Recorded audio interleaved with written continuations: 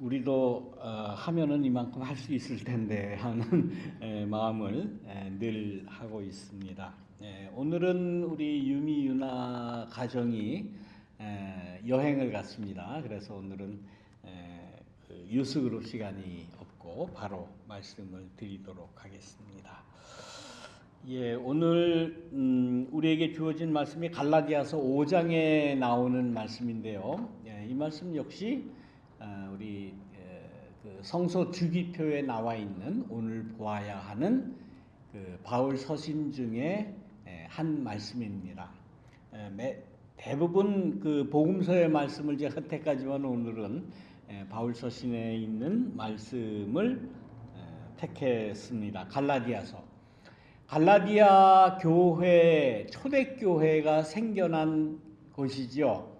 이 갈라디아서가 신약 성경 중에 아마 가장 먼저 쓰여진 그 성서입니다.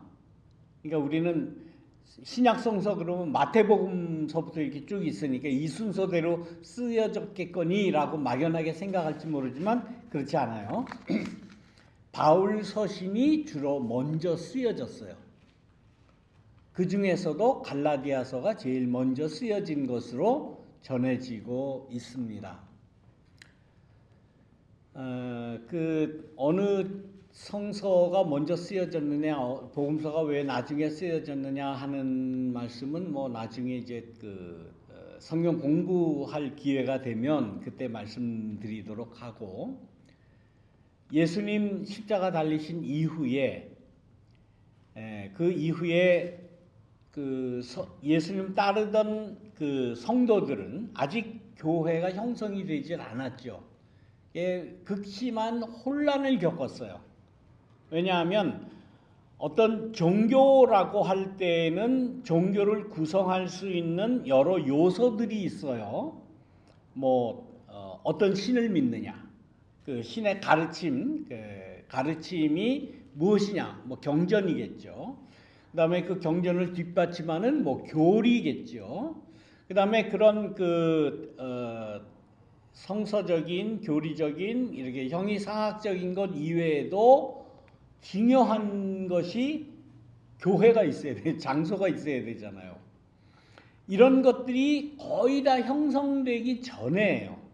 그러니까 우리가 지금 막연하게 생각할 때는 초대교회 그러면 교회도 있고 목사도 있고 사도들도 있고 성서도 있고 모든 거 다 갖춰졌겠거니라고 생각하지만 전혀 그렇지 않습니다. 아무것도 없다라고 생각하면 될 정도로 아무것도 자신들의 그 신앙을 예수님을 따르는 자들을 신앙적으로 종교적으로 뒷받침해 줄 수 있는 어떤 하부 구조도 없었다라는 사실이에요. 그러니까 소위 말해서 그 초대교회 성도들의 입장에서는 혼란하고 말고도 없어요. 아무것도 없는 거예요. 그냥 백지 상태다라고 생각을 하면 돼요. 어떻게 살아갈까? 이게 제일 큰 문제였겠죠. 우리가 어떻게 살아갈까? 어떻게 예수님을 따를까? 혹은 그 전에 유대교인들이니까 대부분 그 조상 때부터 믿던 그 하나님을 우리가 어떻게 섬길까? 그때에는 갈라디아라고 하는 그 지역에 예수님을 따르던 무리들이 이렇게 모인 거거든요. 그러니까 거기는 성소도 없지요. 당연히 예루살렘이 아니니까. 이스라엘만 해도 하나님을 믿는 곳은 성소였어요. 예루살렘 성소에 가야 여기가 성전이구나, 여기가 하나님을 경배하는 곳이구나, 이런 그 외적인 건물 혹은 성전을 보고 그런 종교적인 생각을 할 텐데 그런 거 전혀 없어요. 갈라디아가 어디인가 하면 지금의 현재의 터키의 중앙 위쪽에 있어요. 중부 북쪽에 있는 그러한 지역입니다. 그러니까 전혀 생소한 거예요. 그야말로 이주해 가서 살던 유대인들이 모인 그러한 그 무리예요. 그러니까 뭐 성전도 없죠. 뭐 아무것도 없어요. 그렇다고 해서 뭐 성경 공부를 가르쳐주는 예배를 드릴 수 있는 그야말로 그 시나고그라고 하는 회당도 없었을 때였을 거예요. 그런데 그래도 자기네들이 어떻게 전해 들었던 예수님을 우리는 따라야 된다라는 그러한 열정 하나로, 그러한 생각 하나로 그래도 예수 알아? 너 예수 알아? 나 예수 알아. 예수에 대해서 들었어. 우리 부모가 예수에 대해서 전해줬어. 그저 그 정도 얘기만 듣고 이렇게 모인 거예요. 거기에 이 사도 바울이 가서 말씀을 전하고, 사도 바울이 예수를 만났던 그 예수에 대한 추억 경험들을 이야기해주고, 떠나왔을 때에 그 갈라디아라고 하는 그 지역의 교인들이 너무 안 된 거예요. 너무 안쓰러운 거예요. 아무도 없으니까. 그래서 그럼 내가 편지라도 쓰자라고 해서 편지를 써서 준 것이 갈라디아서라는 그 바울의 서신입니다. 그런데 이 서신이 신약 그 초대교회 역사를 볼 때에 가장 먼저 쓰여졌다는 그 사실을 우리는 염두에 두어야 돼요. 그러니까 아무것도 없어요. 자신들의 신앙을 뒷받침해 줄 수 있는 아무것도 없어요. 요즘에는 그렇지 않습니다. 요즘에는 그래도 당신 그 기독교 신앙 가지고 있어라고 얘기 안 하죠. 우리가 서로 이야기 뭐라고 해요? 교회 다녀? 교회 이 교회 다녀라고 할 때는 우리의 머릿속에 제일 먼저 생각나는 게 뭐 예수님 생각나요? 안 나요. 뭐 생각나요? 건물이 생각나요. 건물을 중심으로 자신의 신앙을 이렇게 반영을 하죠. 교회 그러면 이 로스크렌에 있는 1444 로스크렌 에비뉴 이 건물이 생각이 나고, 이 건물 안에서 우리가 예배 드리는 것, 또 우리가 성도들이 교우들이 함께 모여서 주일마다 예배 드리는 거, 이런 거 이렇게 전체적으로 생각나는데, 그 당시에는 아무것도 없네요. 교회가 있기를 해요. 뭐 회당이 있기를 해요. 아무것도 없어요. 가르쳐주는 사람 사도 바울이라고 하는 자가 잠시 들려서 예수님에 대한 이야기를 해준 것 외에는 기억이 안 나요. 그래서 그 갈라디아 교우들이 너무 안쓰러워서 그럼 내가 편지라도 써줘야 되겠다라고 해서 이 갈라디아의 말씀을 써줬어요. 근데 이 말씀을 보면 우리가 말씀을 읽었듯이 이 그 사람들이 가지고 있는 생각 가운데 제일 갈급한 게 뭐였습니까? 제일 갈급한 거. 지금 지금의 터키 지역, 이 갈라디아 이 지역도 역시 로마의 속국이었어요. 속지였어요. 그래서 여기에도 이 지역에도 뭐 그 로마의 군부가 들어와 있고, 로마의 군부가 들어와 있다는 것은 총독 그 지배하에 있고, 로마의 그 철학, 로마의 그 이데올로기가 지배되던 그러한 때예요. 그러니까 이 지금의 터키인들, 그 당시에 이 갈라디아인들도 억압상황이에요. 로마라고 하는 큰 전 세계를 지배한다고 하는 그 로마의 이데올로기에 꽉 눌려있던 때예요. 자기네 마음대로 못해요. 역시 로마의 황제를 숭배해야 되고 로마가 하라는 대로 해야 되는 그러한 것이에요. 그러니까 얼마나 많은 구속감을 느끼겠습니까? 우리 모두가 다 대부분의 나라들이 그렇죠. 제국의 지배를 받고 있던 많은 나라들은 제일 먼저 우리 좀 제발 우리를 구속하는 이 세력이 물러갔으면 좋겠다라고 생각을 할 거예요. 그들도 역시 가장 그 원하는 바가 무엇이냐? 해방이에요. 해방. 내가 어떻게 좀 해방받을 수 있을까? 이 억압에서, 이 굴욕에서 내가 좀 어떻게 좀 자유로운 사람이 될 수 없을까라고 하는 그러한 욕구가 제일 컸습니다. 거기에 대해서 사도 바울도 이 갈라디아에 있는 교우들에게 이야기를 합니다. 우리를 그리스도께서 해방시켜 주셨다. 예수께서 우리를 해방시켜 주시고 우리에게 무엇을 선물로 주셨다? 자유를 주셨다. 해방을 받는다고 하는 것,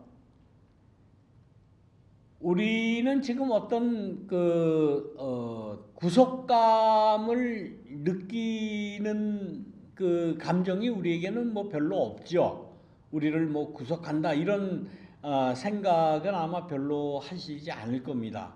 나도 떳떳한 미국의 시민으로 살아가고, 혹은 뭐 시민권은 없지만 그래도 합법적으로 체류할 수 있는 그러한 자격을 가지고 나는 자유롭게 살아간다라고 다들 외적으로는 그렇게 생각을 할 겁니다.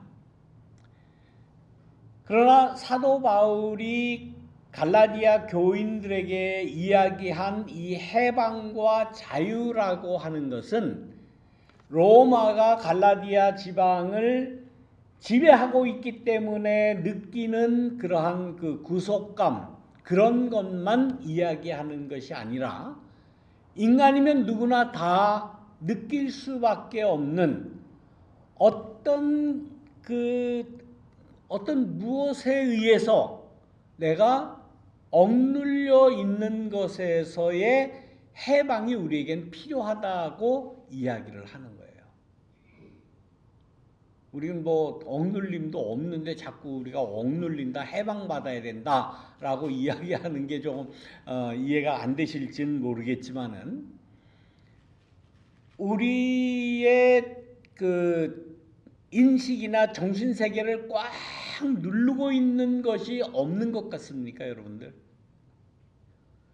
우리의 인식 가운데, 내 생각 가운데 나를 지배하고 있는, 그래서 나를 이렇게 끌고 다니는 그러한 것들이 우리 인간들에게는 누구나 다 있어요. 정치적으로 이야기하면은 이데올로기라고 그러죠. 그 시대에 모든 사람을 어떤 한 방향으로 이끌고 가는 이데올로기라고 하는 것이 있습니다. 없지를 않아요. 또 모든 사람은 어느 시대에나 경제 생활을 해야 살 수 있어요. 물질 생활을 안 하고는 살 수가 없어요. 그렇기 때문에 그 물질이 어떻게 생산이 되고 어떻게 소통이 되고 어떻게 소비되느냐에 따른 경제적인 법칙이 있어요. 어느 시대나 있습니다. 뭐 그 옛날에는 그야말로 이렇게 자연에서 채취해서 삶을 영위하죠. 물질을 습득해서 먹고 살지 않습니까? 그때에 많은 사람들이 서로 효과적으로 살기 위해서는 어떻게 했습니까? 교환을 했죠. 그래서 그것을 뭐라고 그래요? 교환 경제라고 그렇게 이야기를 하잖아요. 교환 경제. 그것이 점점 이렇게 확대되고 발달되고 또 사회가 복잡해지고 급기야는 지금에 와서 어떤 체제를 이루고 삽니까? 자본주의라고 하는 경제 체제 하에 우리가 다 들어가 있어요. 여기에서 조금도 바깥으로 나갈 수가 없습니다.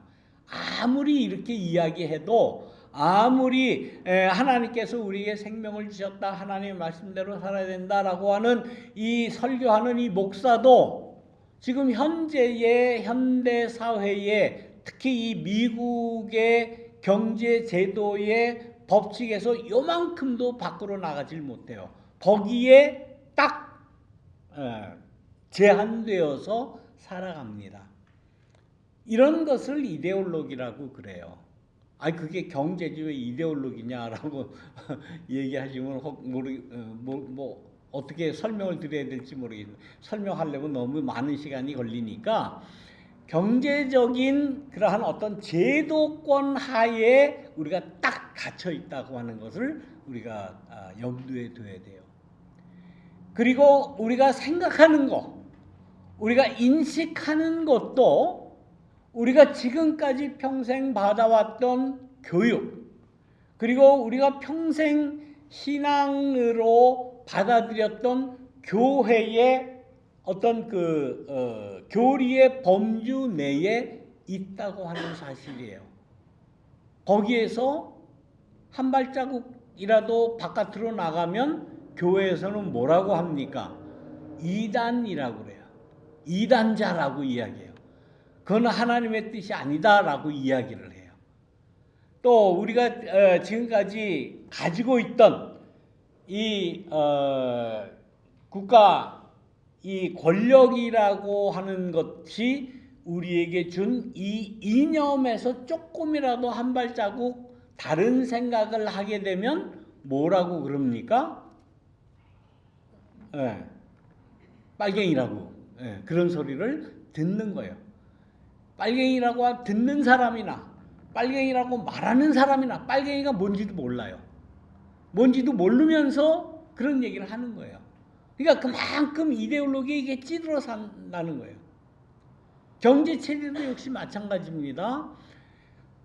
이 자본주의 경제체제 하에서 우리가 실제로 수입을 얻고 그거를 소비를 하고 지출하고 하는 요 범주 내에서 우리가 다 살아가기 때문에 한 발짝 뒤로 물러나서 그 경제체제는 조금 문제가 있다.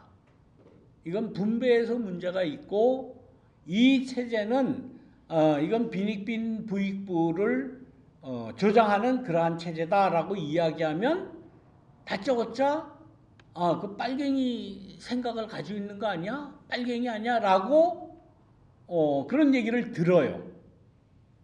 그것은 뭘 이야기하는가 하면 우리가 지금 살고 있는, 우리가 지금 인식하고 있는 이 정신세계 혹은 이 이데올로기와 경제체제 하에 우리가 묶여 있다고 하는 거예요. 우리가 묶여 있어요. 거기서 한 발자국 나가면 이 사회에서는 살기가 힘들어요. 현실적으로. 지금 이 사도 바울이 이야기하는 그 해방이라고 하는 개념은 무엇인고?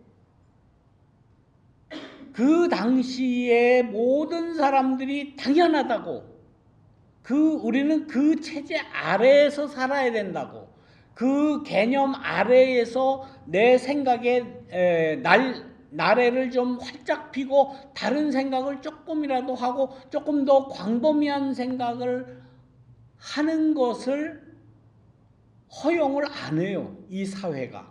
그리고 이 교회가 그렇습니다. 그런데 진정으로 이 성서는 그런 것으로부터 해방을 받아야 된다라고 지금 이야기하는 거예요.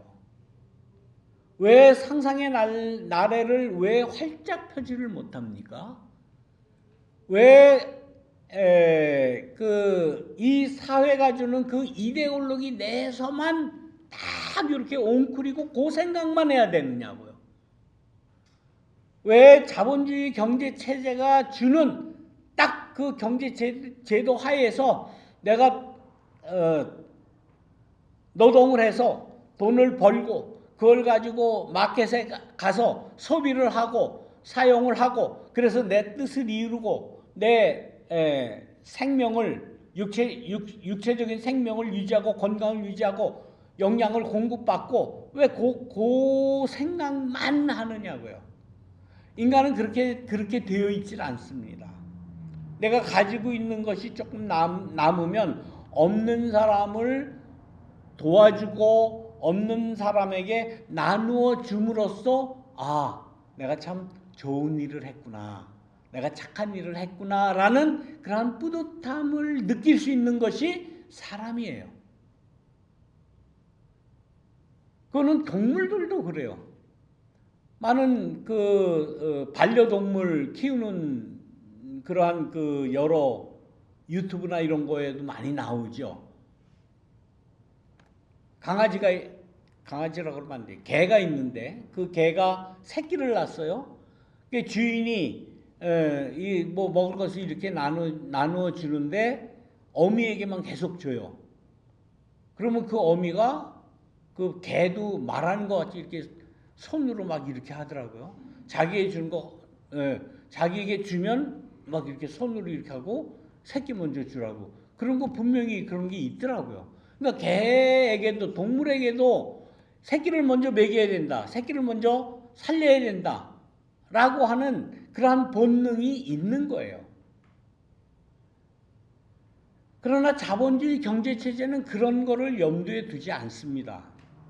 내가 벌어서 내가 쓰는 게 정의로운 것이고 올바른 것이고, 경제체제에서는 다른 사람을 도와주는 거에 대해서 이야기를 안 해요. 이야기를 하지 않아요. 그러나 우리는 인간이기 때문에 내가 힘써서 돈을 벌어서 내가 먹여 살릴 가족들을, 자녀들을 먹여 살리고 그 외의 이웃들까지 나누어 줌으로써 내가 진정 인간이구나 라는 것을 깨닫는 존재가 바로 우리 인간이라는 거예요. 물론 대부분 사람들이 다 그렇죠. 지금 말씀드리는 거는 어떤 자본주의라고 하는 그 경제 체제 하에 우리의 모든 정신이, 우리의 모든 삶이 거기에만 국한되어 있다는 것은 오늘 성서의 말씀에 비추어 보면 그 경제 체제에서 우리가 해방을 받아야 된다. 그리고 자유를 누려야 된다라는 것을 오늘 바울은 그리스도의 정신을 받들어서 이렇게 이야기를 하고 있는 겁니다. 교회라고 하는 이 조직이 굉장히 인간의 그 역사와 함께 오지 않았습니까? 그래서 굉장히 강고해요. 이 교회라고 하는, 이 기독교라고 하는 이 체제를 무너뜨릴, 없앨 그러한 어떤 다른 정신적인 그러한 것은 아마 없을 거예요. 이거는 없앨 수가 없습니다. 그런데 이 기독교가 그 기독교라고 하는 자체를 곤고히 하기 위해서, 이거를 지키기 위해서 교리라고 하는 것을 만들었잖아요. 그 교리라는 것도 엉뚱한 것을 들어서 만든 것이 아니라 성서에 있는 말씀을 근거로 교리라는 것을 만들었어요.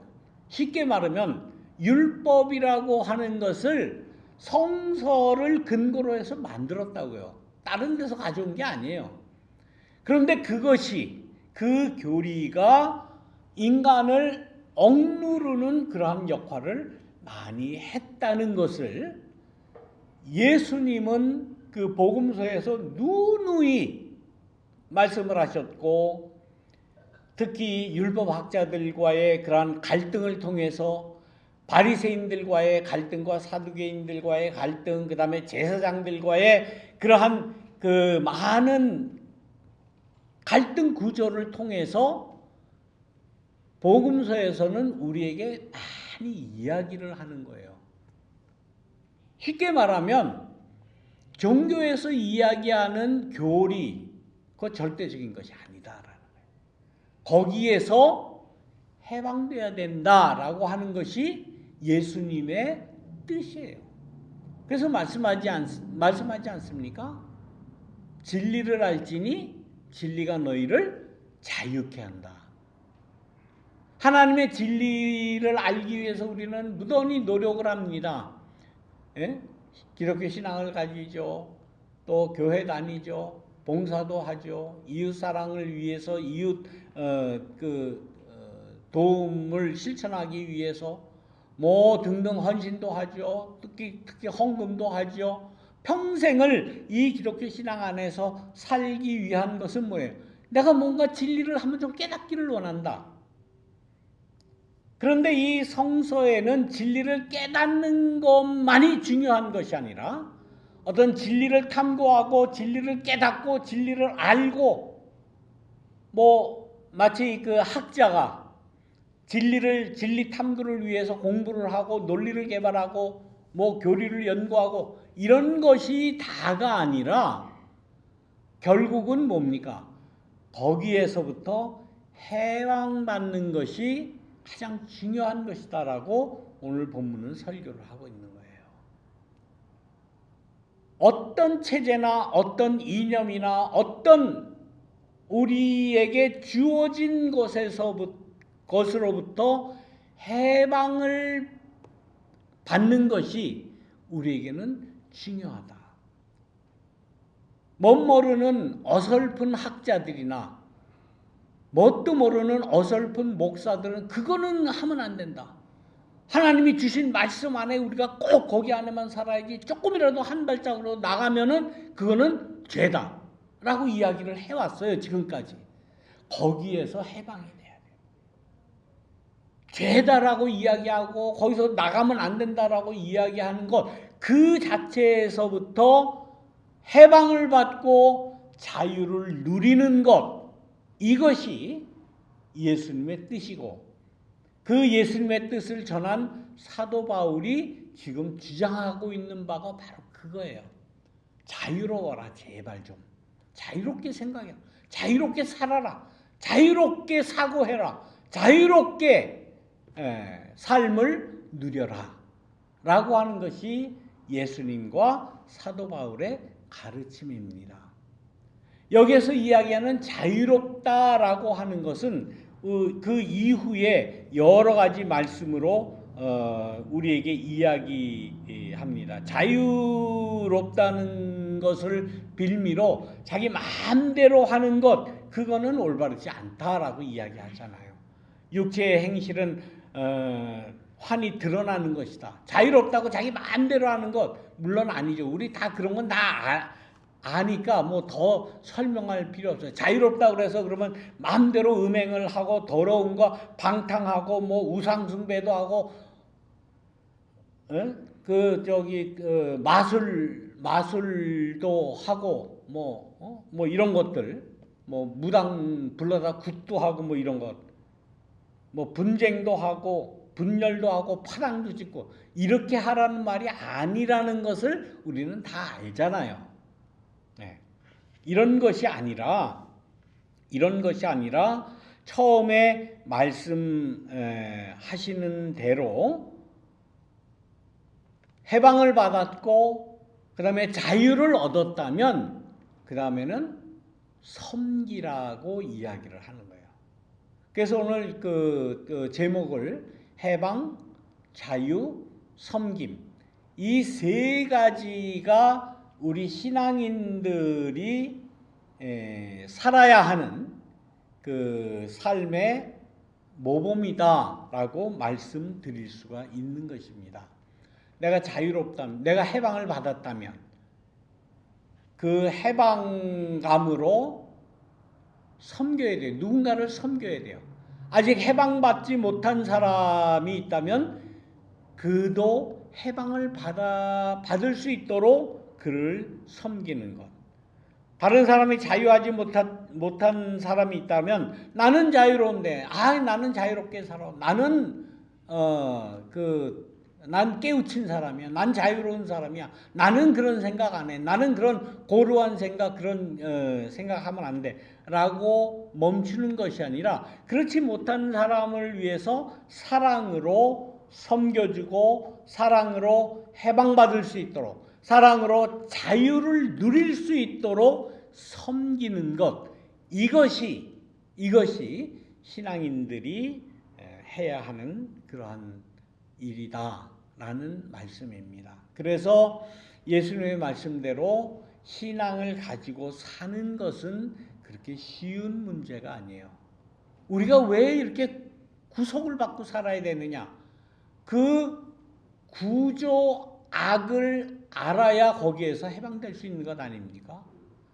우리를 억누르고 있는 이 체제가 무엇인지를 알아야 해방을 받고 자유를 누릴 수가 있는 거예요. 그거 모르면 거기에서 헤어나지를 못해요.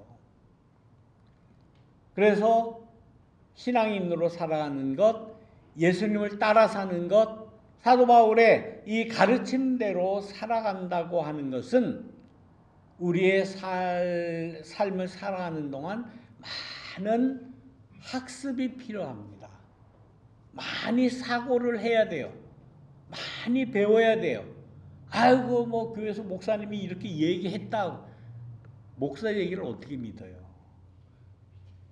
제가 늘 말씀드리잖아요. 제가 이렇게 말한다고 다 믿지 마시라고. 네? 나름대로 공부도 하셔야 되고 나름대로 구글도 찾아봐야 되고 인터넷도 다 찾아봐야 되고 그게 진짜 맞아? 그런 의심만 가지라고 하는 것이 아니라 올바른 깨달음으로 자유를 누리시라라는 그러한 말씀입니다. 서로가 서로에게 견제가 되어야 되고 서로가 서로의 주장이나 이야기가 검증이 돼야 돼요. 검증이. 예? 아 누가 얘기했어? 아이고 그럼 다 옳지. 아유 법관이 얘기했어. 법관이 판결이 내렸어. 그게 다 옳아요? 법관 판결 내는 게 다 옳습니까? 아유 뭐 이 권력자가 대통령이 이렇게 했어. 아니 대통령이 하는 짓이 다 옳습니까? 아니에요. 대부분 틀려요. 대부분 틀려. 검증이 돼야 돼요. 검증이. 목사가 이야기하는 목사가 설교하는 게 다 옳습니까? 아니에요. 틀려요. 다 틀려요. 검증을 여러분들이 해보셔야 돼요. 아니 우리가 그 목사의 설교를 어떻게 검증을 합니까? 그럼 많은 거지 뭐. 그럼 뭐 그냥 계속 그렇게 사는 거예요 평생을. 그렇게 계속 살면 너무 억울하잖아요 우리가. 그래서 깨어 있는 정말 그 깨어 있는 신앙을 갖기 위해서 참 신앙을 갖기 위해서는 우리가 노력을 해야 된다. 학습을 해야 된다. 공부를 해야 된다. 공부하기 싫고 학습하기 싫으니까 누군가 권위 있는 사람, 권위 있는 그런 계급을 세워놓고 그 사람이 이야기하는 거는 그냥 가서 머리 숙이고 복종하고 그거는 거기에서 해방돼야 된다는 말씀이에요. 거기에서 자유로운 생각을, 자유로운 판단을 할 수 있는 능력을 키워야 된다라는 것이 성서의 가르침이다라는 그러한 말씀입니다. 이것은 왜 이런 것이 필요하는가? 그리스도의 사랑을 실현하기 위해서 이게 필요한 거예요. 이러한 과정이 없으면 그리스도의 사랑의 구현이 안 됩니다. 우리가 누구를 사랑한다. 그냥 먹을 거 한 번 주고 내가 가지고 있는 거 한 번 그거 가지고 끝나는 것이 아니에요. 우리 사회 전체를, 우리 신앙인 전체를 억누르고 있는 어떤 그 확고한 이념, 확고한 체제, 이러한 것이 과연 옳은가? 과거에는 옳을 수 있을지 몰라도 현재는 그거 가지고는 우리의 삶을 올바로 영위할 수 없는 경우가 많습니다. 그런 것을 교회가 앞으로 우리 신앙인들이 그런 것을 감당을 해야 참 그리스도의 사랑을 누릴 수가 있는 것이고 하나님의 뜻과 하나님의 정의를 이룰 수가 있는 거예요. 초대교회 교인이라고 하는 이 갈라디아 사람들 아무것도 없는 학교도 없어요. 신학교도 없어요. 누구 뭐 성경 공부 교리 가르쳐 주는 사람도 없어요. 율법 가르쳐 주는 사람도 없어요. 심지어 예수님을 따른다고 해도 예수님이 무슨 말씀을 했는지 어디 성서도 없는 성경책도 없는 그런 상태예요. 그러나 단 한 가지 그가 살아갔던 그 삶의 모습을 보고 나도 저렇게 살아야 되겠다라고 생각한 사람들이 지금 이렇게 모인 거 아닙니까? 그 모인 사람들에게 사도 바울은 이야기를 하는 거예요. 해방받아야 된다. 그리고 자유를 누려야 된다. 자유라는 게 뭔지 알아야 된다. 해방받고 자유로웠으면은 어떻게 하느냐? 서로를 섬기는 것으로 우리의 사회를, 우리의 공동체를 이루어 나가야 된다라고 이야기를 하는 겁니다. 2000년 전에, 이미 2000년 전에. 그 2000년 전에의 이 사도 바울의 삶의 방식이라고 하는 것이 아직도 유효해요.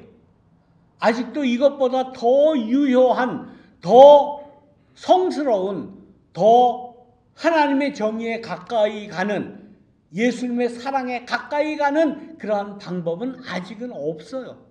없으면 그대로 해야지. 말씀대로 살아야지. 우리의 사고, 우리의 삶의 방식, 내가 과연 자유로운가? 나는 해방받을 어떤 구석이 없는가?